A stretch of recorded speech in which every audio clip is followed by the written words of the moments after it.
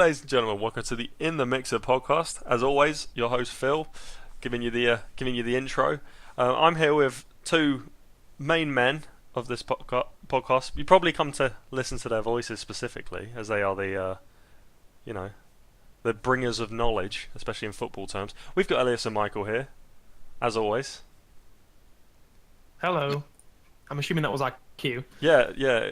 I mean, usually when I say your names, it's the cue. But You usually give us more of a hint, but okay. well, I was giving you a bit of a free roll. Thanks. Giving you a bit more room to breathe and stamp your mark on the podcast. He's looked at he's looked at our anonymous emails complaining about our roles in the podcast, and he's finally done something about it. I've let you loose. I've let you off the lead, as it were. Wow. Well, not to say you were on the lead, but it's an analogy, guys. Come on. So how's it been for you two? Oh, amazing. Amazing. Yeah. Excellent. Not Any gonna reason expand. as to why? Later, we'll expand later, I'm sure. Okay, I'm sure we'll get to that specific reason. What about you, Elias? How's it rocking? Meh. Meh. Meh. You can't just say meh. The listeners want to know. They want to know if they can cheer you up. Yeah, that's why they listen to the podcast, because we will expand on it, as Michael said. Okay. Because that is why I say meh. Our emotions are fully fueled by football, apparently. Yes. But mine usual. can't be, as I'm supposed to be neutral and constant. So Well, Neutral. yeah, your way of being neutral is trying to support as many teams as you can. exactly. I'll get the full 92 of the football league eventually. We'll get there. We'll get there one day. And then who will I support? No one, arguably. Anyway, we'll move on to some Premier League action. And where else to start? The biggest game of the weekend, I think we'll all agree. Liverpool won, Chelsea won. Exciting game, and one. I mean, it's one of those. It's always. It's never like a huge a golf fest really, but it's always got this sort of weird rivalry about it that stems back to the Mourinho Rafa Benitez sort of era, especially those Champions League games. Yeah, what do you guys think of this game then? I think it was a good game, but this is why it's meh for me, because I feel like Chelsea should have won that game pretty convincingly. I just like I've spoken to quite a few Liverpool fans over the past day, and they keep arguing that Liverpool were they had a game, they were the ones that were gonna do something, and I just really don't agree. Yeah, I think I wouldn't say I'd go so far as it's a game Chelsea should have won, but I definitely wouldn't say it's a game Liverpool should have won either. I think it was a pretty even contest, to be honest. I mean, Salah had chances, albeit his chances were more difficult chances, and the chances that Chelsea missed were ones they probably should have scored. Alonso particularly at the back post, and I also think Hazard has a case for a free kick right on the edge of the box, and there's another one for a penalty from a corner, which I don't think was really appealed for, but I personally thought there was a penalty Chelsea could have had in there as well. But it was a really good neutral game to watch, or game from a neutral position to watch. Yeah, Salah scored, and we'll use his proper name, Mohamed, top scorer in the Premier League, Salah, which is now his full name, until he gets knocked off eventually, of course. Willian scored the equaliser. Did he mean it? He said he meant it, but Of course. Barefaced lie. Of course he meant it. Of course, okay. That Willian goal makes him only the 5th Brazilian player to score 20 Premier League goals. Oh, can you guys name the others by any chance? And if you know them, Michael, because you might have watched Match of the Day and they probably had it on there. Oh, I haven't actually. Oh, okay, well, jump right in. There's 4 players who have scored 20 Premier League goals who are Brazilian. We've got Willian. Who are the other 4? Come on. I'm gonna try and start from we I'm gonna try and start from or do it in ascending order. So maybe has Oscar scored 20? Oscar scored 21. Go on, Elias, you got any? Elano? Elano, no. Unlucky. Jesus. Michael, go on. There's no points on offer here, it's fine. Robinho, no. Probably best we don't mention him. Elias? Brazilians in the Premier League. I feel like I'll give you 2, right? Tua played for Liverpool, or play for Liverpool actually. Play for Liverpool. That's a big clue. Yeah, of course. Yeah, Coutinho, the other one. Firmino. Firmino, incorrect. It's not Lucas Leiva, who actually doesn't play for Liverpool anymore. And there's one more, little fella. He has a very similar name to a player you have referenced and also really like on this podcast. Elias. There we go. Get your name out. That doesn't. Janino. It's little Janino. There we go. Oh, okay. We were getting stuck there. We were getting stuck in the mud. But a positive for Chelsea as well. Not only Williams, I'll say fortunate goal. Eden Hazard really looks to be back in full flow now, and it was a bit of a worry when he got that injury in the summer of how he'd come back. But now he looks like he's back to his best. I think we can all agree with that. Yeah. What do you guys think in the result anyway? Do you think both managers were happy going into the game? Do you think they both would have taken a draw? If we take the actual 90 minutes out of context, do you think...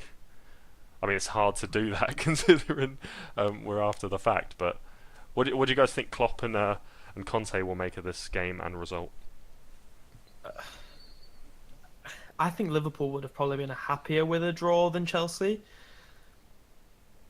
I think it was a good opportunity for Chelsea to really stay just like right behind United. And they're probably disappointed that they have dropped points, but it is away from home at Anfield where there's been like, what is it, like 2 losses in the past 2 years? Anfield in the league or something like that. So it's I'd probably say both managers are happy with a draw. Yeah. Conte seemed decently happy with a draw. Especially in the last minute. Oh, Charging down the line. I am not happy with the draw here. You guys probably know my feelings about Liverpool by now, and especially in the Anfield game, I feel that we could always do better, and especially these recent seasons where Liverpool's defense has been absolutely a shambles. So I just think it's a shame that Chelsea didn't really do anything more, because as I said, Liverpool's defense is non-existent. I just don't feel like it should even be mentioned to have a draw at Anfield at this point. Certainly if they're only scoring 1 goal. They managed to score 3 actually midweek against Sevilla.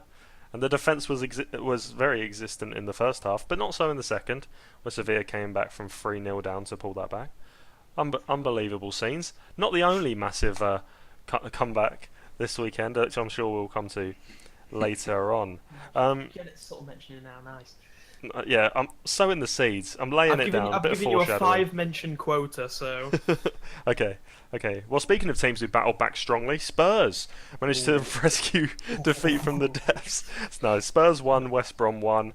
This will be disappointing for Spurs fans and Spurs players, I'm sure.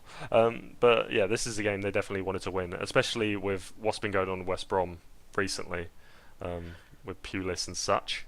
What do you guys think of this? We'll focus more on West Brom because it's embarrassing. Aww. Well, go on. You can talk about Spurs if you want. I just had it made me a point about the first goal, and it links back to last week. Do you know I was talking about Koscielny's? Was it Koscielny's header? Mustafi, that was it. And I said Lloris was like planted to the spot, and there was the debate. I have that point to bring up again. Yeah, I think the problem with the goal He's out there. of position. He's incredibly out of position. I don't think he is. He is. I don't think he is. When you consider where the defender is. No. He doesn't expect the shot to go through. Is it Dyer? I think who originally. No, it was Dele Alli who actually gave the ball away. But I think it was Dyer Dele Alli tracking gave back. the ball away. Yeah. I think it's just the way Rondon hits it, and he does this quite a lot. He almost scuffs his shots. Yeah, but it's not again. Or are we going to say Lloris was wrong-footed again? I honestly, I feel like it is a harsh criticism, but I feel like for a keeper of his standards, it's now 2 games in a row where I could potentially criticise it. I know we should probably criticise Ali more for losing the ball and Sanchez for not being able to deal with Rondon one-on-one. I don't know. I feel that's because it went through the defender. I don't know. What are your thoughts, Elias, on this? I have always, well, not always, but I've pretty much since I think it's 1.5 or 2 seasons ago, thought that Lloris needs to improve, especially in his games with his feet. But he seems like he's consistent to a point where he makes amazing saves. He can make an amazing save in any game. He can have a really bad game and make just the most incredible save, and that's why you rated him as the best keeper in the Premier League a few seasons ago. It wasn't just me. let's put that out there. You're the one I'm directly speaking to right now. Yeah, it's pointed at you. Yeah, but it feels like he's on a decline and has been for probably a year now, and it's worrying to see, because especially in his ball playing game, he is lacking for a Premier League keeper. He's just insanely bad with his feet right now, and his positional play for me has usually been decent, but as I said, he's declining and it's not looking good. It's not looking good at all. So you're saying Spurs should do a Pep and sign Claudio Bravo as a replacement? No. Okay. But I understand what you're saying. I think that's a fair criticism, but I think he obviously is good at coming off his line and such. But yeah, perhaps his distribution could be bettered. I wanted really to talk about West Brom though. A good point for them. Could have won it. Rondon had a really good chance. Oh, definitely. But Gary Megson at the helm. Goodness me, I didn't even know if he was still around. I've got to be honest. Nice. Well, not really nice to see his face. But Alan Pardew in the frame to replace him permanently. And apparently by the next game as well. Goodness, what do we think? It's Alan Pardew. I mean, it's going to be a shame to not have him as a pundit. That's all I'll say. Okay. I think that West Brom should offer him a lifetime contract. He'll have two going at the same time. It's like fraud, but just like the opposite almost. Life insurance fraud. Just him and Iniesta on a beach, yeah, we got contracts for life. It's fine. Yeah, but what do you think of the actual appointment? What do you think West Brom will gain for this? Will they get a quick boost and a few good results, and relegation won't even be talked about again this season, or Alan Pardew?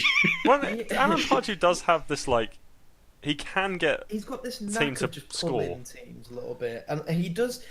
I know this sounds awful, but it's just like supply teachers at school. Like Alan Pardew's one of those managers. I feel like. Well, everyone loves it when they've got the supply teacher, but then after a while you realise you're not yeah, actually learning anything. He's like, I don't know, but of the supply teachers, he's like one of the better attacking managers.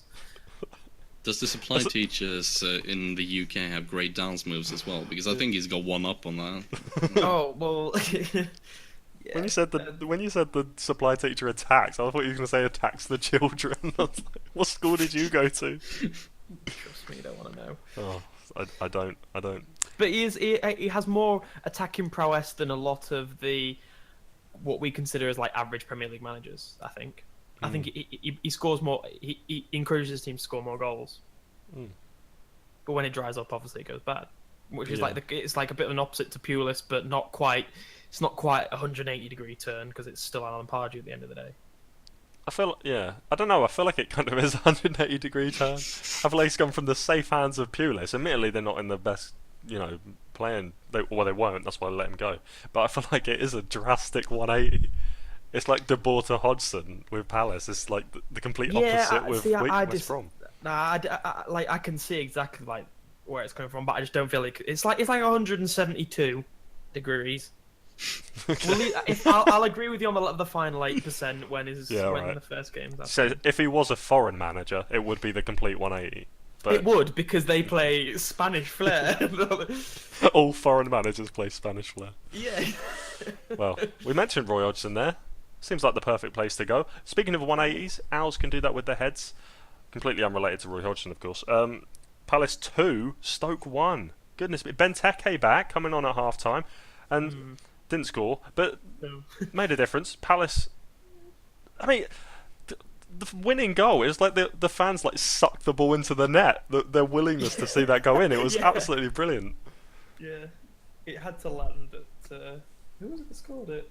It was Saka. Sacco's, it had to land at Sacco's feet, didn't it? He looks like he's going to fit in so well there. He seems all the fans seem to love him. He seems to just enjoying playing He's football. a good fit. He's a good fit for him, I think. Definitely. We'll see what happens because it could be short-lived if someone comes and snaps him up.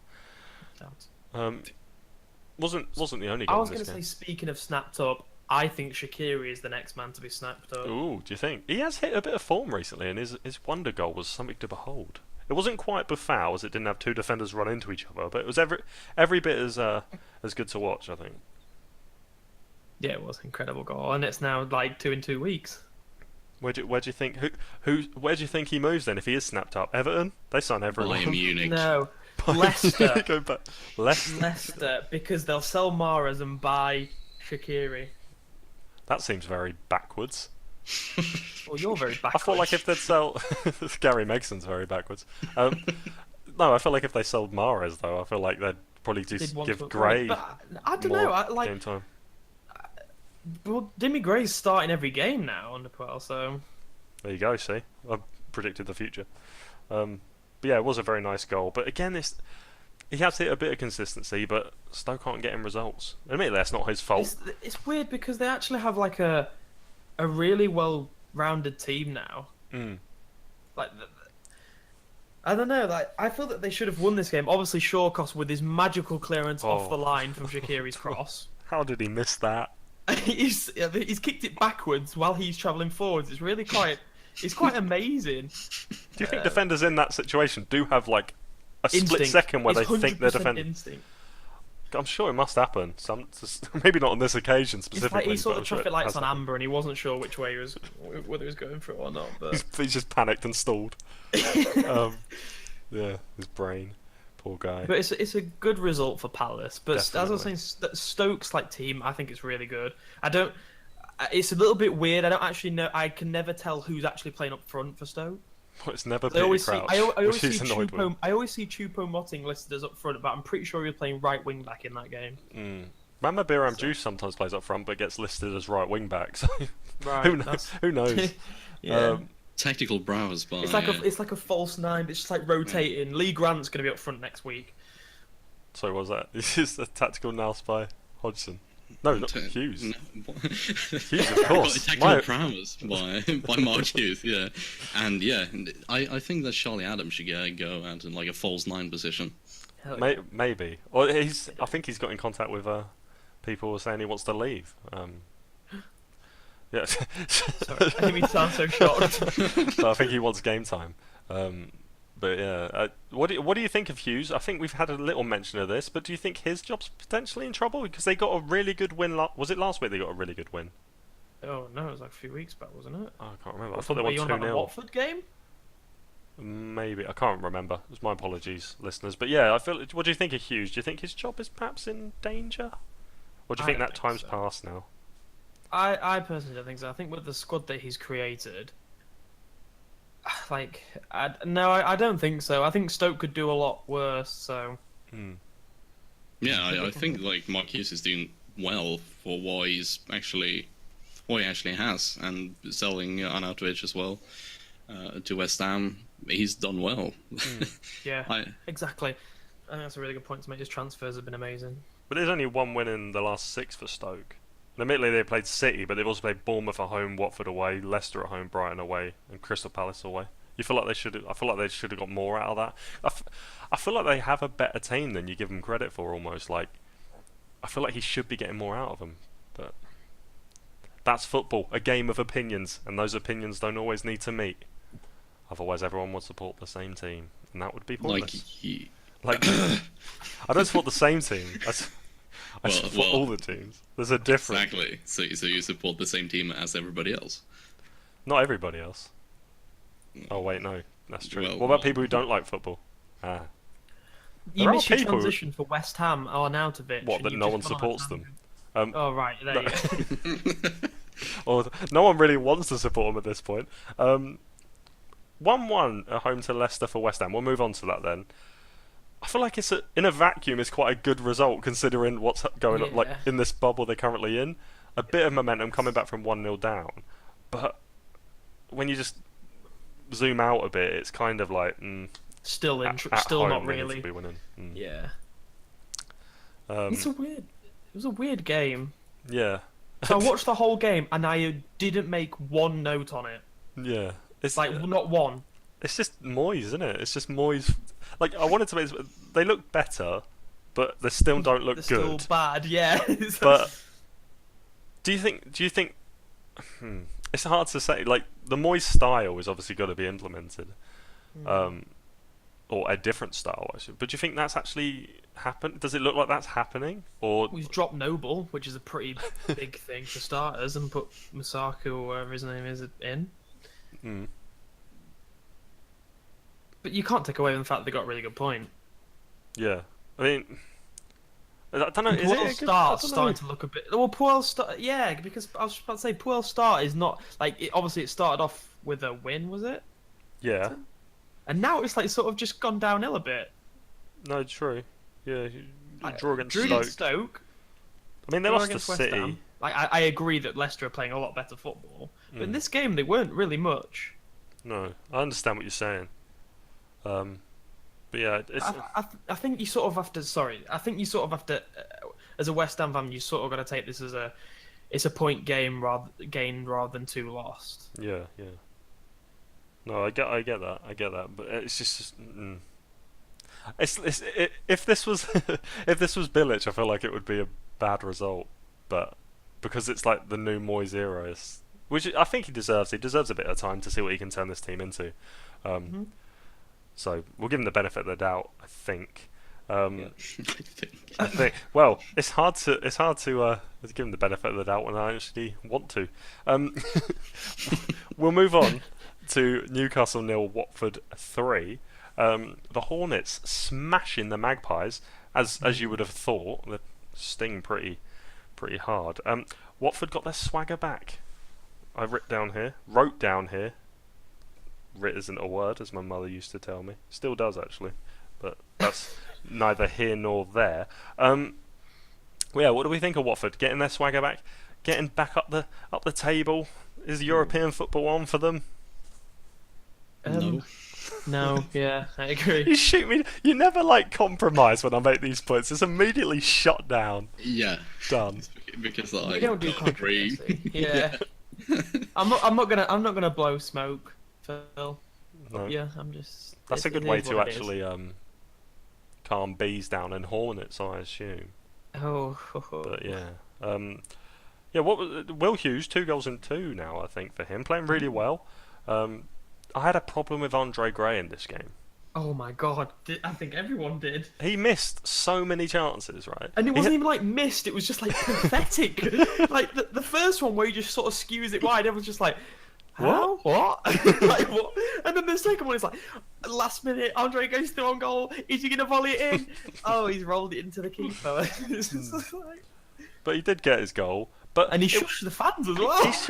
They were obviously giving him a stick because he missed that really easy, really good chance. Didn't even hit the target. But he's having a tough time at the moment. I'll put this on Twitter. He's having a tough time. He's getting a bit of stick from the fans, right? But he scored a goal. Just celebrate. Where's the joy in this man? Yeah, you don't make. He just it wants to like stick it to someone. It's really irritating. He's gone down in my estimations Definitely. after I that. agree. And So certain let's tweets he start a petition. put. But what do we think of Newcastle then? Is this Rafa throwing the game to look for funds with the new owners coming in? Rafa, wow, Jesus. Awful. Yeah, that was probably the worst I've seen Newcastle play in a while, and they have been doing well coming into the Premier League again. I don't know what went wrong in this game. I really don't. It just looked just completely lifeless. They were so bad.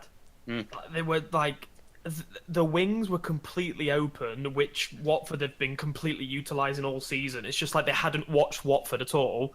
Richarlison, it was almost just I tell you what, just you can have an opportunity to run at one player this game, and that's it. Just one defender was always seen to be against him.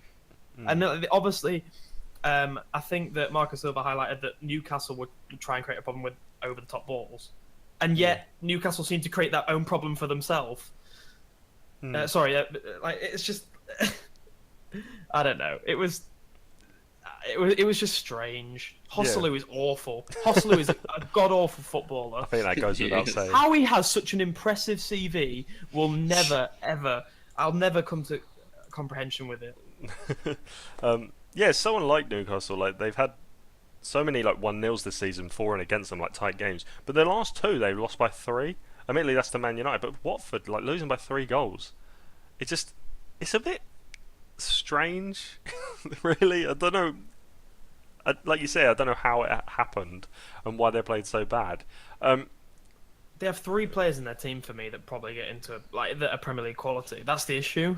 But then And it really isn't like Rafa is doing a great job to be where they are. Like winning the league last year was a complete overachievement in my opinion. Yeah, in the Championship. Well, they shouldn't have, should they? It was last day. Well, they should. Yeah, it was a last. Yeah, it was a. But and like now, Dwight Gale showed glimpses in that game of his quality. We know he has goal scoring quality. And then it's like, where else do you look? Shelby's probably got a Premier League quality given his experience and his passing ability, and maybe Matt Ritchie because of his experience at Bournemouth and what he showed in the Championship. But like you look at the lineup and you think, where else is that Premier League quality? Manquillo's like a reject. Well, I think Lascelles is, but obviously he's injured at the moment. He's injured, so. But I think they're not really going forward. Anyone's ever really expected them to lift up and like pull up any trees. I think it's like they want you to score no more than 1 goal. If you score 1, okay, they'll settle for a draw, and then they'll get a set piece goal or a bit of luck, or something will go in off Hollisu's knee or something. I don't know. Hosselu, not Holisu. But yeah. So I don't know. It is what because obviously they conceded reasonably early, but losing 3-0, it's just so unlike them. It's so strange. It was so easy. It was so easy as well. Yeah, well, speaking of easy, I knew that was coming. Southampton smashing the Toffees. But speaking of smashing, Gylfi Sigurdsson, what a goal. Admittedly, it came to nothing, but it was an absolute beauty, and it bounced in, smashed off everything. Everything? Yeah. Everything. Everything. Everything. But yeah, it was a lovely stroke back to his old ways. Is David Unsworth going to actually be in charge of Everton for longer than Arsene Wenger is in charge of Arsenal? Because there seems to be no way of getting rid of him now. We beat Watford, so he should be permanent manager, right? I mean, fair play. They came back from... Oh, that's so unlucky. They came back from 2-0 down and then immediate international break. No momentum. But I thought you were going to say, is David Unsworth world class, though? I would never say it. At penalties, he was world class. He scored more than Leighton Baines. I don't know if you know. But yeah, reports Everton going back in for Big Sam now. They really are getting itchy fingers. Yep, that's a saying apparently. But trigger fingers is what I wanted to say. But yeah, going back into that, it's the fact that Big Sam closed that door and they've tried to reopen it does scream a bit of desperation. Do you not think? Well, also I've heard that they could actually have committed an offence in trying to poach Marco Silva. So there might be like punishments for that. I'm sure it'd be financial, which nobody in football cares about whatsoever. But still, like, it just shows that they're in a real mess, aren't they? Yeah. Like, Big Sam is like the lowest level of desperation. That's no disrespect to him at all, but that is, we are relegation candidates. Please come save us. No, it does scream of relegation candidates, I think. But I feel like Big Sam's a good appointment, really, for anyone who isn't in the top 6. Like, I think he's a safe pair of hands. I just think it's the fact that they've gone back in for him after previously closing that door. I think that's the issue. But yeah, we will see. Southampton scoring 4, so they've used up their goals for the next 5 fixtures, I assume. A couple of 0-0s in there and a loss. Well, exactly. Hadn't scored in their previous 2. This is the first time they've scored over 1 goal for about a month. Over a month. They drew with Newcastle 2-2. But 4 goals, they've got to put. You know, those season ticket holders at Southampton, they got to be happy with that one. It sounds like they found like a new. I was going to say new asset, but that sounds really mean. They sound like a new way of scoring and using the wings. And using Ryan Bertrand actually seemed to work. Well, he's won the Champions League. You know what I say about players like that. World class. It's for God's sake. Hosselu's played for every good team in Europe. Played is too strong a word there. We only go off stats on this podcast. We do. Don't have any personal opinions. No, it's true. That's how we roll it. So is Ryan Bertrand world class? Yes. No. Brilliant. So Southampton top half. Believe that if you want. No, no. They currently sit in 10th, which is perfect Southampton Just position top at half. this point in time, I think. How has that happened though? I don't know. What is 'Cause below them? they haven't lost them. Like we're like, oh, Southampton haven't scored, but they've just drawn 0-0. It's just, and they still hate Pellegrino. I'm just looking for something. What is below Southampton? Oh, Like it's 10 Everton. teams. yeah, 10 It's 10 literally, teams. literally. Who else? Leicester. True. Yeah. Where's Leicester? Eddie It's Howe's insane. Bournemouth. So I think these are. But- I was about to say these are all managers Southampton would take, but of course they probably wouldn't take Club Puel again, would they? Oh yeah. But yeah, it's crazy. It is really crazy. I don't know what the points sort of margin is compared to like last season, because obviously City are taking points off everyone, so that obviously lowers the points of the bottom half. But yeah, it's weird. I don't know how it's But happened. you talk about momentum. Obviously, Southampton managed to score 4 goals this week, but next week will be thumped 6-0 by City. So it all just resets. Virgil van Dijk will be like, oh god. Maybe he'll do it on There's another purpose. potential big name, big move gone. I'll pull down my transfer fee quick. Every goal we concede, it goes down by 10 million. Liverpool still bid 200. Yeah, there you go. There you go. We'll move on to a team that are below Southampton, Huddersfield. No shame in that, sitting in 11th at the moment. But do you think this is perhaps a missed opportunity for Huddersfield? No. Considering the way the game was, though, the fact that they were 1-0 up, obviously City are going to have a lot of the ball and a lot of chances. Considering the way the game, they didn't have a shot on goal. They scored, but they didn't have a shot on goal. They went in front. 21% possession. Yeah.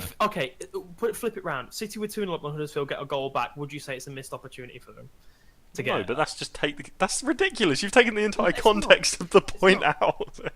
It's not. It's like the results. No, it wasn't a missed opportunity. They were unlucky, admittedly. They were City really scored in the unlucky. 84th minute though, Yeah, with a bit of fortune, I think. Was it a corner or a foul that wasn't really a foul? I thought, but it turns out it was or something like that. I don't know. Well, I guess we'll Was it never a know. rebound? It was a rebound. Yeah, it sort of wasn't hit it? Like, Sterling on yeah. the thigh. Similar to his one. Well, it wasn't similar to his one against Bournemouth, but it sort of looped in a similar way, fashion, late goal. But yeah, I feel like City one of those teams where they go in front, you're never going to get them back. But I feel like Huddersfield gave them a bit of a fright. I think. I missed the Van La Parra sending off. My TV managed to turn itself off. What happened? Because he got sent off after the final whistle, didn't he? Shove Son in the face. Oh, well, he deserved it. Not your boo. Touch Sané and you. That's it. 100 match ban. 100 match ban. But yeah, it's nice to see Nicholas Otamendi on the score sheet at least. We move on. Burnley 0, Arsenal 1. Arsenal, I don't know what it is about Turf Moor, but they seem to get more injury. I was going to go injury time because they get another late goal for them. Past 3 games against Burnley, they've won in the 91st minute. There you go. See, what a stat. What? Pure stats.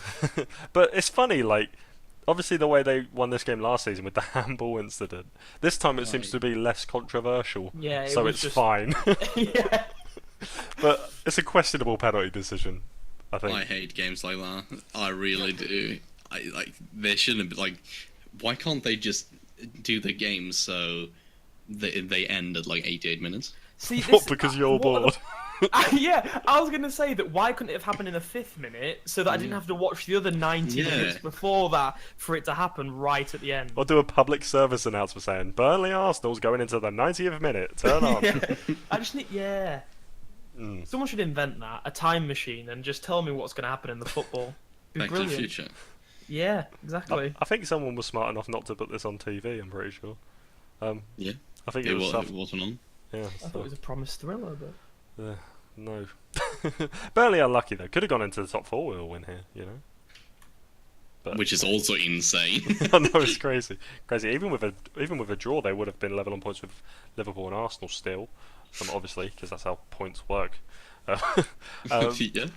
Yeah, so Burnley, I think, don't really need to say much about them. They're doing brilliantly, exceeding all expectations. Dyche looks like he's probably going to be there now for a while. Given the Everton interest seem to have gone away, and Arsenal, we spoke about them a lot last week, so I think we'll move on from then. Them. Actually, it's Arsenal manager.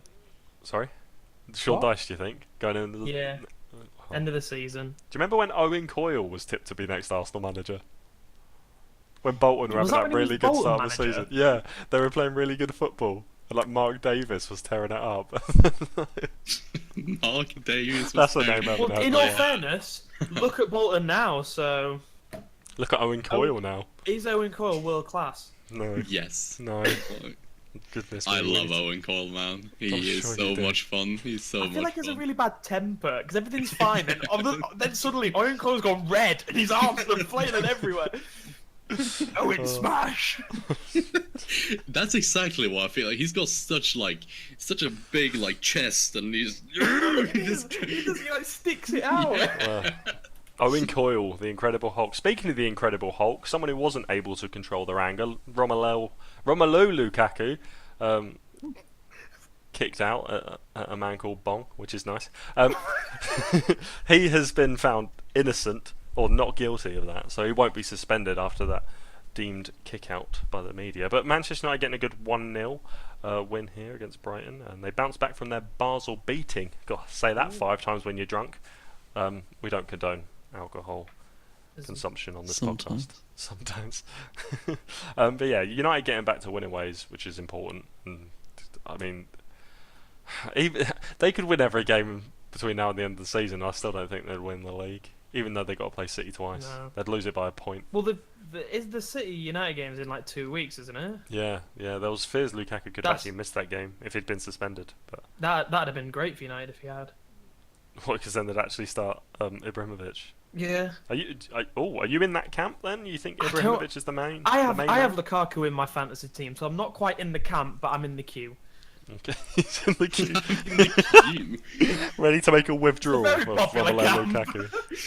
Lukaku. Yeah, I'm finding it really hard to say his name, apparently. You are. We've noticed. Rolelo Rubaku. Yeah, so there we go. Jose Mourinho has been told to drop Pussycat, Romelu Lukaku, by Martin Keown. I assume that's some sort of joke to do with Ibrahimovic referring to himself as a lion, I guess. But yeah, apparently he doesn't think Lukaku has enough fight and determination. I agree. That's Well, he been- really fought for that corner. That was probably the most fight he showed all game for them to get that corner, which was actually right. I put down in my notes, wasn't a corner, then saw the replay and it was a corner. So... I don't think it was. No, it was. If you go onto the match of the day replay, which I completely watched on BBC iPlayer. This is the problem with VAR technology. You still can't come to an agreement. Alan Shearer zoomed right into Solly March's leg, and I can tell you, it just flicks off his leg. You can tell me, can you? I can tell you. Okay. So Well- Brighton were only lucky in the fact that it was a massive deflection. Ashley Young. What a player. Always rated him. My. He's having a great season. Both United wing backs, Valencia as well, is having a really good season. Yeah. He's been doing Really it for some good, time now. really good fantasy points. I've got him in. How We should long update. is Sorry, go how on. long is Valencia gonna be consistent though? Because I feel Oh, like it's it's been been a lot- consistent it's for been like a- 7 years He now. breaks Yeah. his ankle in the Champions League. This is like the complete opposite of the argument we usually have. Where it's like, oh, he's not consistent. Like, how long can he keep this going? With Valencia, it's the opposite. Like, he's been consistent for so long, so he'll be inconsistent soon. Yeah, He's just an insane football in the Premier League. he's He's underrated. he's really underrated. Yeah. I think agree. people rate him as a, like inability, but I feel like as an actual Premier League sort of like, he'll be looked back on as one of Man United's legends. You think how long he's been there and how many like reigns he's been through. But the only thing I think holding him back from being like a world-class right back is the fact that Man United aren't really well, they are this season, but haven't competed on that, Champions League, Premier League stage now for quite a while, like a few years now since Fergie left. So Yeah. I think it's 'cause I think he's been about too long as well, so people just consider it as like, oh, this is his prime, or I don't know. He It's a weird one. It's a weird one to think actually why he hasn't been considered for a more. But United's still good. Yeah, no, but I think when he made that transition to right back, I think was when Ferguson left, and that's when they've been struggling. So I think now he'll get a bit more recognition for that. But go on, Ellis. Sorry, what was you going to say? Yeah, I just feel like what would happen, like in an alternate universe? Do you think that United signed Valencia as well as Wilson Figueiredo, and Wilson Palacios? I mean, and what is he called? Who? Figueroa. Figueroa, exactly. Imagine if those were the three, like, the building stones of the new United after. They just raided Ferguson. Wigan. Yeah, and then you get like. And number 6, Paul Scharner. Why not just appoint Owen Coyle in that universe? Oh, got Paul Jewell. Or Roberto Martinez. Roberto Martinez. Imagine that. Yeah, I'm pretty sure they were linked with Leighton Baines when he was at Wigan. Of course, went to Everton, but yeah. We love Would to have keep been it real, don't we? Starting our stories off with in an alternate universe. And number 1 for Manchester United, Ali El Habsi. Okay, so we'll move on. Speaking of Ali El Habsi and clean sheets, Swansea 0, Bournemouth 0. Don't talk about it. Nah, all right, we'll move on. Let Elias say his usual thing. What's that? Oh, Bournemouth. Boringmouth. And Renato Sanchez ran around a little bit. I was watching him on the highlights, unless he didn't run at all. Like the ball was in Swansea's half. I was like, all right, that's him. No, that's not him. He must have been outshot in the opposing half as a midfielder, and then going forward, he just let the play go past him. Oh, I feel so bad for him. I feel like he's having a really tough time. They probably had a clause where he can't run too much. In case he gets injured. Yeah. Oh man, he got way too much hype, I think, from the Euro win. Like, he played well, but he wasn't even a starting 11 player for most of the campaign. I can't remember if he started the final or not. But how much did Bayern Munich pay for him? Was it 35 million pounds? It was around 30, 35, yeah. Does it matter? Well, not now, not in this day. But I feel like he's a victim of his own success at such an early age. I feel like he's going to find it really difficult to reach the Freddie Adu, Mark II. Wigan? I don't think he'll end up at Wigan. Maybe his manager one day. Oh god, I don't feel like he's the manager type, to be honest. No, maybe not. Maybe not. Like, how did he go for the other manager with dreadlocks, Rude Gilly? I feel like we don't know. But speaking of dreadlocks, Edgar Davids. Renato Sanchez, #1, subbed himself on, getting sent off. Oh, I saw him at a dreadlocked man. You remember the Barcelona? No, it's footballing based. Remember the Barcelona reserve goalkeeper Pinto? Oh yes. What a mention that was. Well, I was going to mention him later on in our new segment, but how? I won't. But just because I said his name, he hardly ever played for Barcelona, and you instantly recognised who he was. So I feel like he deserved a mention. Yeah, the biggest thing he did for Barcelona was getting sent off from the bench like a few times. Was that El Clasico? He did that, didn't he? Once. There was like 4 players sent off on the bench. He did it a few times. God, I love that fixture. It's always great. Wow, I think that's the Premier League done. I think that's 10 games in the Premier League done. Should we go over the channel and towards all the big European leagues? You know what, we'll go Bundesliga first, because I feel like Michael's itching to get a certain result out into the open. It wasn't even 3 points, to be honest. We have started making T-shirts that say Derby Sieger, which is like Derby champions, Derby winner, with the result 4 or below it. So don't know whether it's embarrassing or not. I've tried to defend us on it, but it's a little bit. As long as everyone it's not has described it as Spursy. As long as it's not a DVD, I think you're fine. Yeah. So, but come on, you've got to celebrate a 4-goal comeback in the second half. First time since 2011 it's happened in the top 5 leagues. Yeah. And can anyone name the game? I know the fixture. Do you know it, Elias? I know the international game. Oh, what was that one? Well, when Sweden came back away to Germany, they were 4-0 down and came back and scored. I think I remember that. So yeah, I'm just mentioning it because that was also Sweden. A certain Well, A God certain bless Liverpool. him. Sheikh Tiote scored a screaming Yes. winner. He did. That winner?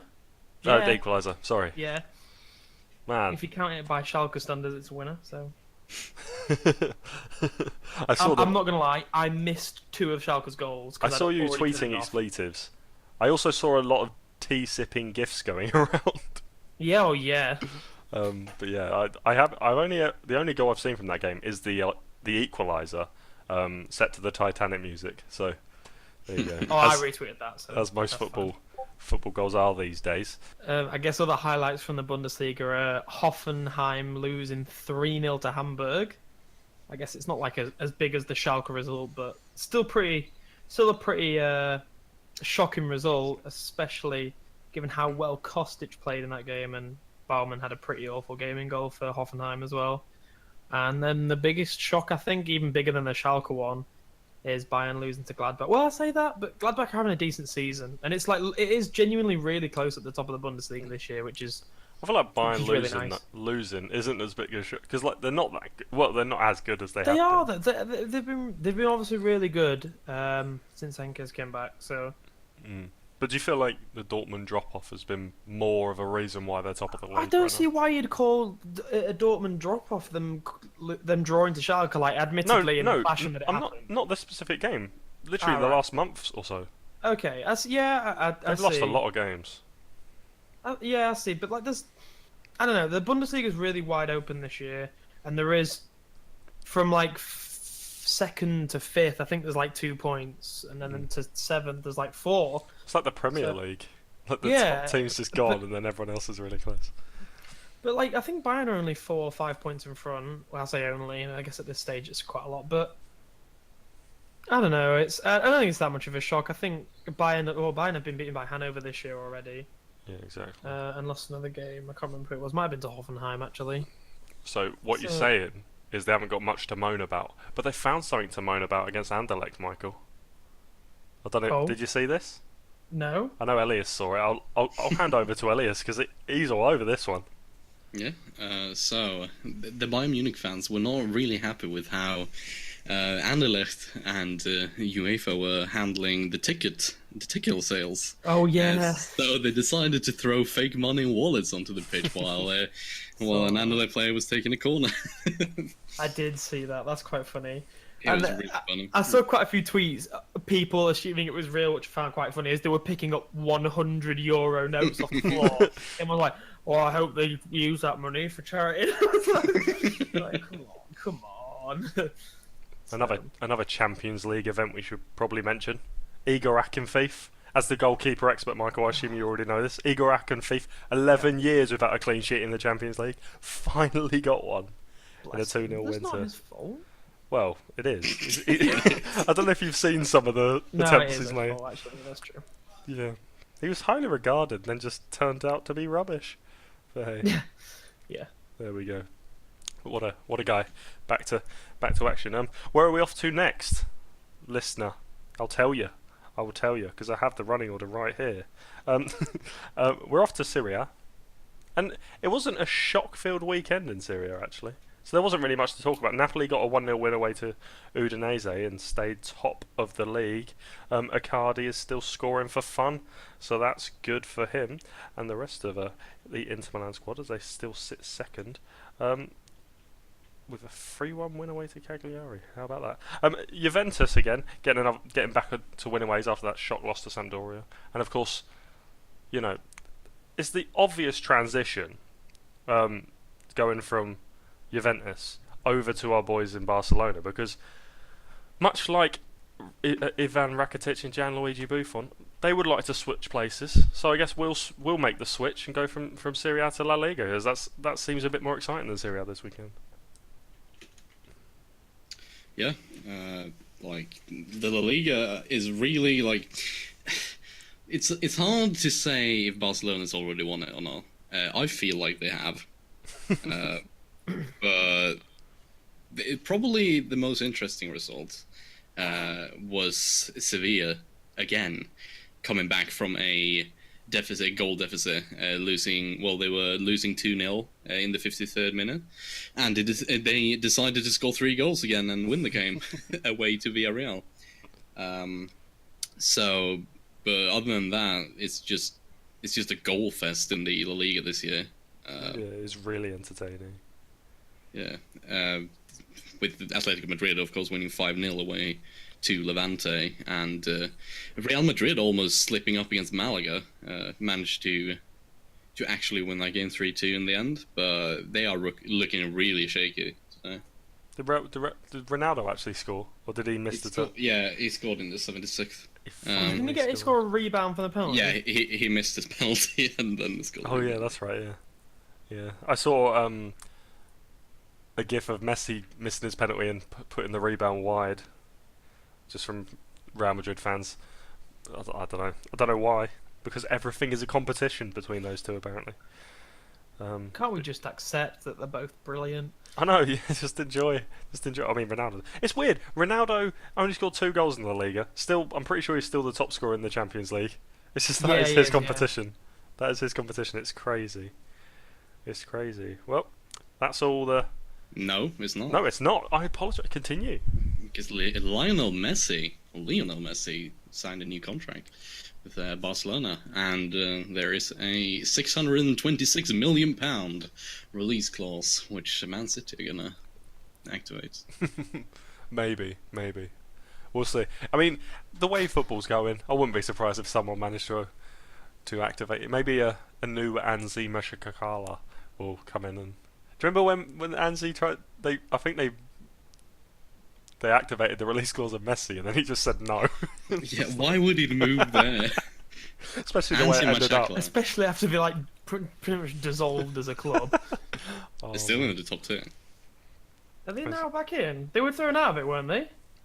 I don't know if they were thrown out, but they had to sell every single one Yeah.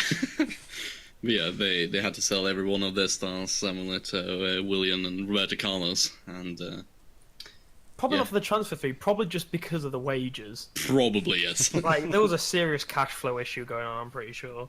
Do you think Anzi were bought out by China? The way it's like, there seems to be that sort of the way it's happened.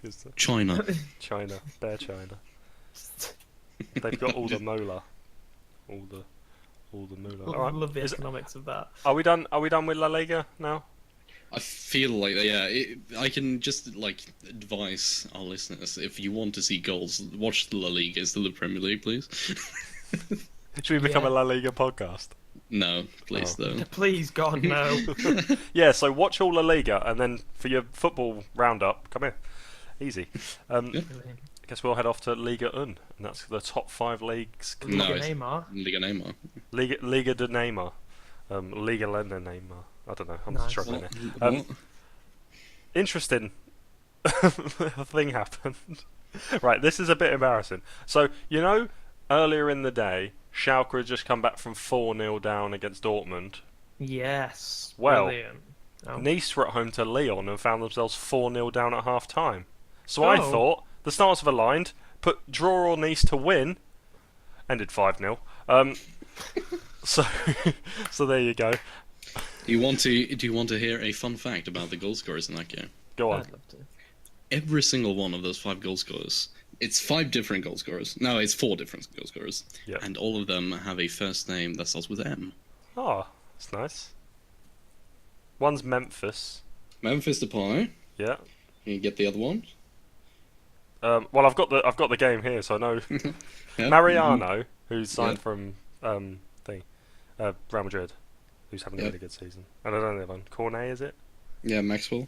Cornet. There you go. And Florian Malouda off the bench. Yeah.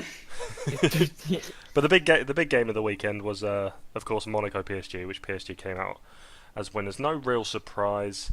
I mean, they're running away with the league. Talk about a league that's already won. I think that one has been probably for the last 3 years. Although that doesn't make sense because Monaco won it last year. So, irrelevant once again, Phil. Brilliant, excellent. So there we go. That's your European roundup, I guess. What an exciting way to end that. Shall we move on? Shall we move on to our new bit, or do you think we should do MVP and villain before we do that? Do you think that should be like kind of a separate identity? I'm going to take that silence as a no. Okay. Yeah. So we'll move on. Basically, we've got the great idea to make make an 11. This time it's going to be the in the mix 11 players that we find, just hold a special place in the mix of podcasters' hearts. I've or called it the wholesome team in the my wholesome notes. team. There we go. The perfect name, the wholesome 11. There we go. So basically, what we've got the name of the entire 11 over the next few weeks. We'll be pitching to each other the players we want to put into it, and we'll see who comes out on top and who gets their player into the team and who can convince the other two. So, without any further ado, who wants to pitch the first player? Anyone? Is anyone brave enough? I'll do it. Why not? Oh, here we go. So obviously you asked us to pick multiple, which Well, just I had some one. backups. I Just had some one. backups. I had one, and you've now managed to make it really difficult for me because my multiples I actually quite like now. But I'm going to go with one, and it's a personal reasons one, and it's Mike Taylor from Birmingham. Nice. And I feel like I always say I don't know why I supported Birmingham, but as I was like recalling some of this, I feel like Mike Taylor was a huge part of it because I really liked him as a keeper. So a bit of background towards it. I actually went to see England play at Old Trafford many years ago in a Euro qualifier, and they beat Northern Ireland 4-0, where Mike Taylor was the keeper. It probably shouldn't be a reason to want to support a team he plays for, but I remember he was also mentioned on Final Score quite a lot, and I was very young at the time. So, and Mike Taylor was pretty much like a Birmingham hero. He was like a huge, it really was like the definition of first man on a team sheet. Yeah. Kind of thing. He was a huge statement player, was always very reliable, very loyal, and very well spoken for Birmingham as well. It wasn't just sort of like he played for us. He was also backed up by quite a lot and took us places where we probably shouldn't go. Shame he didn't get really any huge major like landmarks with us in terms of like trophies and things like that, but was still a massive player. And I also want to give a quick mention to Colin Doyle, who was also at Birmingham at the same time. Both of them were sort of at Birmingham for lengthy periods of time, so they were both sort of my hero goalkeepers growing up. I remember those. They were at each other's throats, coming in and out of the team, replacing each other. And I actually remember Mike Taylor because of his interesting spelling of his first name. Yeah. And he was the Northern Irish keeper for a long time. For a long time, exactly. Like he was such a long-standing goalkeeper. So that's why he's my wholesome team goalkeeper. Nice. I like it. I mean, it's hard to, because obviously there's such Birmingham roots, connected. That's obviously why it's such a big deal for you. But I like it. I like Mike Taylor. I'm going to go next because I've got a really good one. Alright. Okay. I think it's going to appeal to both of you. I think this is going to be the one. So I've got a few names written down, but I'll go with my number one first, and then I'll pass it over to Elias. Let that breathe a little bit. I'm going to go with a man who goes by the name. I wonder if you can guess it. He goes. Two mentions. I think I know it. Goes by the name of Nelson de Jesus Silva. Any ideas? No, such a Better known as Dida. Yes. Oh, There we yeah. go. Dida. I gotta mention him because he was much like this podcast, the perfect blend of spectacular and completely mental. He's had he's won it all. He's won the World Cup, the Champions League, Serie A, Copa Libertadores. I love saying that. He's won so much, but at the same time he's dived because he's been hit by a Celtic fan. He's been hit by a flare. He got an illegal passport to sign for AC Milan. He's done it all. I remember that. Wasn't it the highest ever fine in football that he got for that at the time? Probably, but it's just fantastic. I think the guy. I mean, he was a fantastic goalkeeper, but he also had so many mistakes in him, and I think that's. Fabian Barthez it's Aurelio Gomez really. I feel like. Don't feel that they actually go anywhere near each other, Fabian Barthez and Aurelio Gomez. I'd like to see that fight though, but yeah. I mean, I remember him. Obviously, he's won the Champions League twice. I remember him in that penalty shootout where Liverpool actually won it, and when they lost that, and just Dida looking ridiculous, and then Dudek was even looking even more ridiculous, waving his arms around us. Great. But no, I want to put forward Dida. Obviously, he's won the World Cup and Champions League, and I thought he encapsulated the in the mixer spirit quite well as a goalkeeper. So there you go. That's my first one. So yeah, I like Dida. I like that Dida. Yeah, I like that shout. So you've done a good job there, I think. Oh, thanks. I'm gonna go with probably my all-time favorite goalkeeper, who's still playing and has lost his character a bit, and that is Iker Casillas. Oh, nice. A man with a heart to like his club that you can't really compare it, and he just got betrayed by them. It like when Real Madrid decided to let him go, that broke my heart a bit, because that press conference afterwards, where he sat and cried, that really struck struck me, because you saw what Real Madrid was like, what he really felt about being a Real Madrid player, and the fact that he got, well, I say betrayed, but he was on a decline at the time. But I still feel like you don't do that to such a club hero and such a great, like, legendary goalkeeper.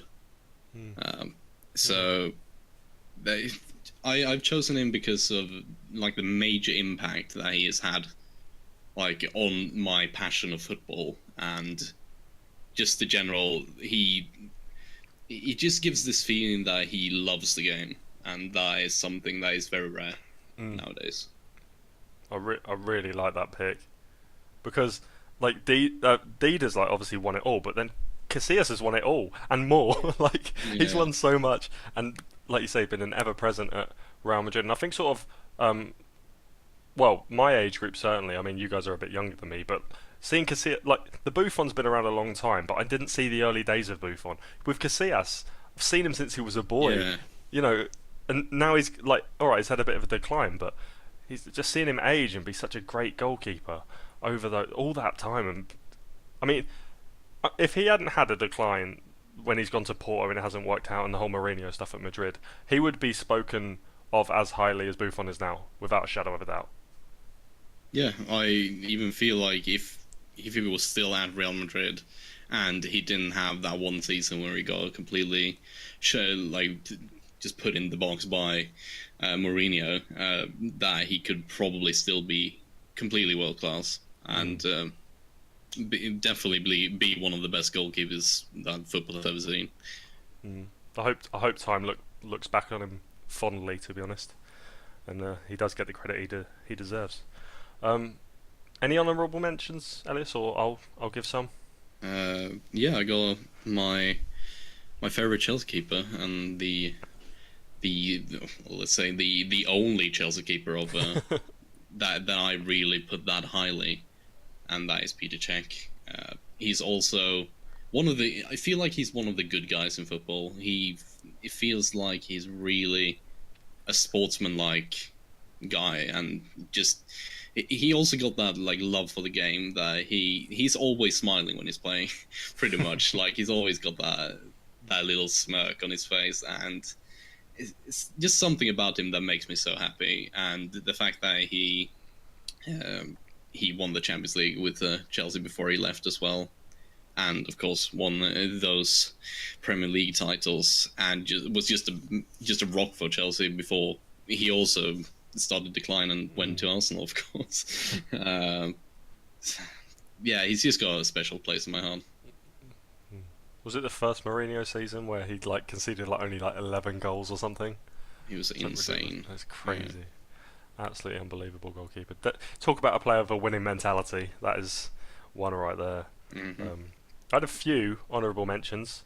Carlo Cudicini's probably my serious one, because ironically, the one before Cech, really, the one that Cech replaced as the permanent number one, because obviously Cudicini was number two for a long time, came in the team for a bit, was brilliant when he played, from what I remember as a boy, and then he came to Spurs, and I was like really excited because I really liked him when he was at Chelsea. So that was made my day, that one when he came there. Yeah, I got a couple of other little honourable mentions. I got Anthony Amy, who's also sort of put him in there with. No, it's true. I put him in there with Jussi Jääskeläinen, like, and Mark Schwartz's when I was a kid. Like, they always used to be brilliant. Like, I'm only thinking about that. It's like a talk sport. Well, I was going to mention, yeah. Yeah, please do. But of course, if you don't know, a Scottish guy rings up and says, "I don't know why he hasn't picked Anthony Amy," and then the presenter says, "He's Finnish," and then they go, "What? He's Finnish? No, he's 28. No, he's Finnish." No, he's Finnish. No, he's Finnish. That's brilliant. And my other one is Tim Weiser, because he of course went on to be a wrestler. So fun. And I thought I thought that'd be your one. Actually, I'm not even joking. I genuinely What, thought Tim Weiss? Yeah. I haven't seen him play enough to give him my nod. I had a special honorable mention too. Oh, go on. It was Oliver Kahn, because he sort of started my love for German football, and was I thought he was just like, he just got. I see him as like the most well-rounded goalkeeper ever. And I thought, I was going to say, the only reason he didn't get top spot for me was because of a tax dodging thing. I thought he was literally like the good guy of football. He was like loyal to both of his clubs, and then he was offered a job by Schalke, turned it down because he had loyalties to Bayern Munich, he said. And just like he went on, did charity work, got his footballing coaching stuff. And then I read in his Wikipedia that he actually skipped £6,000 of tax. I know it's not that much, by importing clothes from Dubai. And so I didn't put him as number one, because I was like going to say all this, but then I thought somebody had been like, well, but you dodged tax. So, you're probably the only person who hasn't put Oliver Kahn as number one. Anyway. Yeah, no, Oliver Kahn's good, but he's just completely mental. Yeah. No, he's not. He's just like... He's not. He is not. What? He is. He is a crazy man. He's like the greatest all-round keeper ever. He's Come the on. Vinnie Jones of goalkeepers. He's the only World Cup Golden Ball keeper. What year was that? 2002. Yeah. Oh, when they got to the final, yeah. Yeah. Wait, Ronaldo didn't win that? You're thinking Golden Glove. I think you're thinking Golden Glove. Golden Glove, That's what maybe. you're thinking. No, because he's the only keeper to win it. Oh, maybe it was a... Oh, I don't know. We'll research that. We'll put it on Yeah. Twitter. But yeah, Oliver Kahn. It's nice to hear his name. But yeah, he is completely crazy.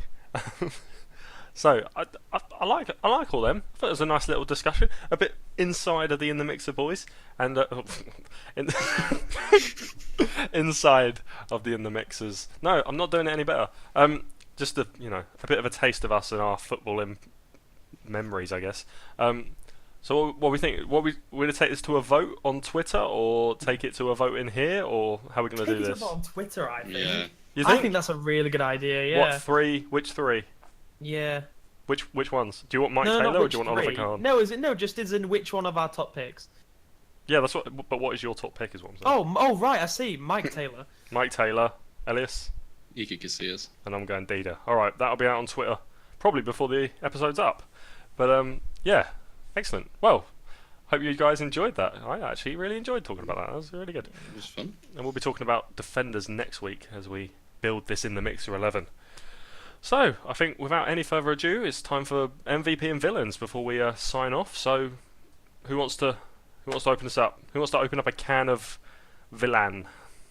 We'll go villains first because we never do that. Villains first. That puts me on the spot, really, doesn't it? Well, I didn't go to you, but I can go. go on. I don't know whether I want to say it now. I think it's a bit harsh. I was going to say Larry, and I just feel like I'm being too harsh. That is a bit mean. I think I'm going to go Dele Alli, because he made Larry look bad by making a mistake, and then had no influence on the game at all. Okay, nice. What about you, Human Elias? Son is God, though. Human son is good. Hugh. I was thinking whilst watching the game, I know this is like complete sidetrack, but I was thinking all of Tottenham's players that are like you consider as like their own. I know Dele Alli was bought from MK Dons, but he seems like a Tottenham like brought up right a little bit. Yeah. All the Tottenham players that were like internal Tottenham players are a bit shit, but all the ones they've bought are quite good. But what do you mean? I don't know, because I Well, feel like like this Winks is and really Kane? flawed. But I'm like, Ben Davies is absolutely quality. Heung-min Son's so good. But then, like, Eric Dyer's just sort of like, Bought him from Sporting Lisbon, so. yeah, I know, but like, you consider him as like, I don't know. It's Well, completely no, I flawed, agree, but 'cause I I couldn't don't get it rate out of him, my but- head. I couldn't get it out of my head at all. Kieran Trippier as well as quality. Harry Kane? Shitter. Okay. Harry Kane is Michael's villain. There we go. Confirmed. What about you, Elias?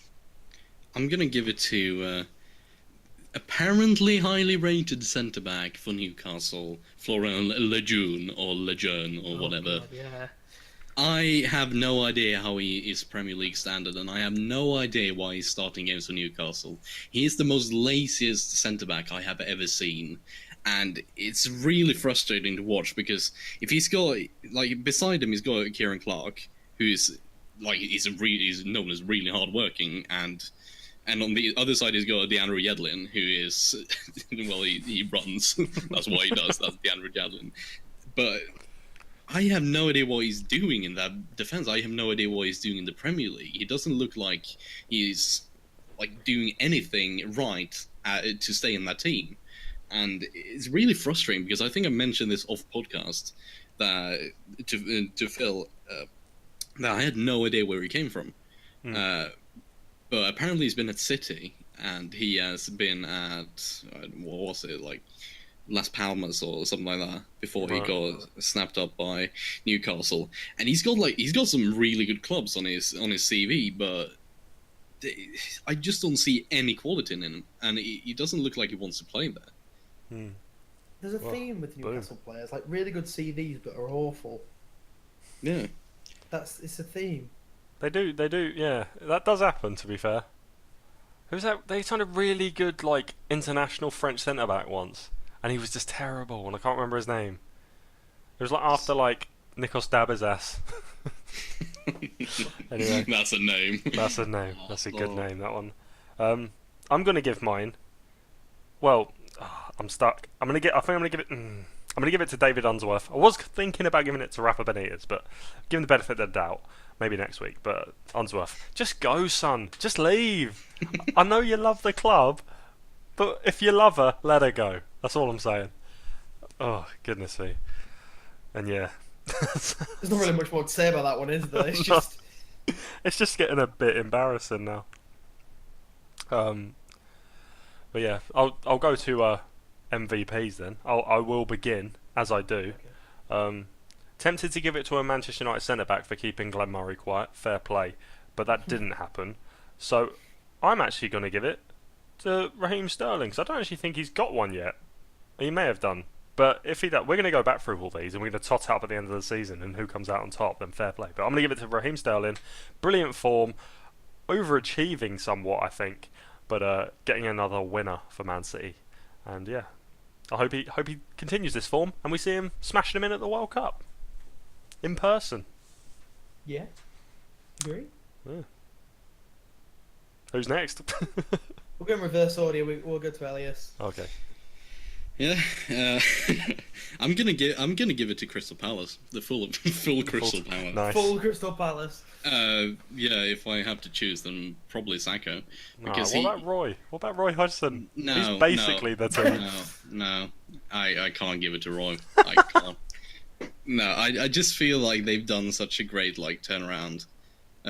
Just now, even after just a few games, that is looking so much better, and I actually think they can survive this season. And I didn't think that after the first 7-8 games, but Loftus Cheek, of course, is really showing his worth there, and is really looking like a contender for the England squad, even going to the World Cup. And also Sacco playing with the whole of his heart, really, and just showing the love for the fans that really supported him last season. I just feel like they are starting to believe, and especially with Wilfred Zaha coming back, when he is on point, he is close to world class. He's got some finishing work to do, but he definitely has potential, and I think United let him go way too early.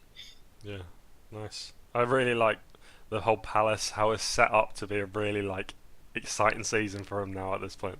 And if they stay up, it's going to be really exciting. Okay, Michael, go on, Em. I'm going to give mine to Jeremy Boat. No, I'm kidding. I'm not going to. Jeremy Boat. You're not kidding. I'm definitely not.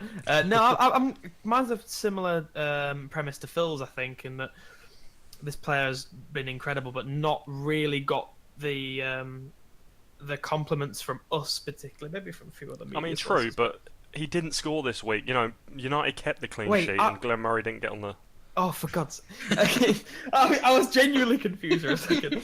But no, I'm going to give it to Richarlison from Yes! Watford. Sorry. Excuse me. Like Marcus Silva's getting obviously a lot of credit, but this man has a lot of credit to take for how well Watford are doing. Like he pretty much, I don't want to say he runs the show, but when Watford win, his name is somewhere.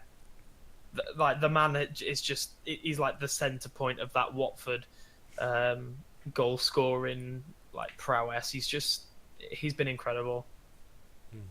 So I think he deserves full credit, and he's going to get my credit this week. I think he's all right.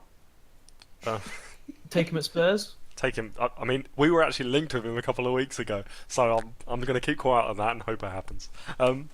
Yeah, so I think that's the end of the episode. Well, oh, what a good one it's been, with a big intermission in the middle.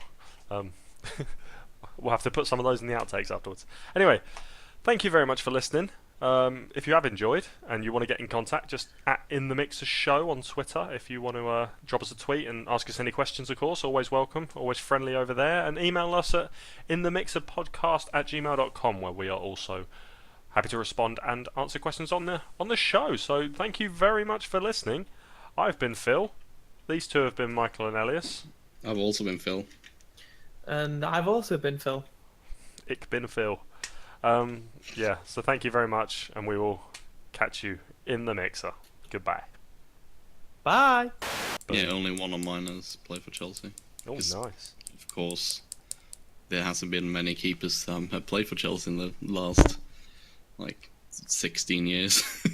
Oh, have you got Hilario? Please say you've got No, Hilario. I don't. Wait, imagine if he was the unanimous vote as well to get in the team. I wanted to mention the... did you see the Colo Torre, James Blunt, Piers Morgan stuff? Oh my god. I wanted to mention why it. is Colatura not verified on Twitter? No! Like people saying, oh, shame is not a real Colatura, but it actually is Colatura, and he's referring to himself in third person. I know, because the last tweet is I just got to thank the guys for inviting me to the gala bingo or something, gala dinner or something like that. What else do I want to... Oh yeah, the Gattuso. Have you seen the Gattuso thing? I just put that in the chat. I don't know if you saw it. What? Mention his record at the team he managed where they didn't score they conceded 7 goals and they were still bottom of the league. Okay, so he managed Pisa last season. Well, the Leaning Tower, is it now fully tilted? He got angry and punched it over. To be fair, a lot happens when you get excited. Exactly. A lot of things go up instead of just the voice. Alrighty then. He's not finished. He's only 28.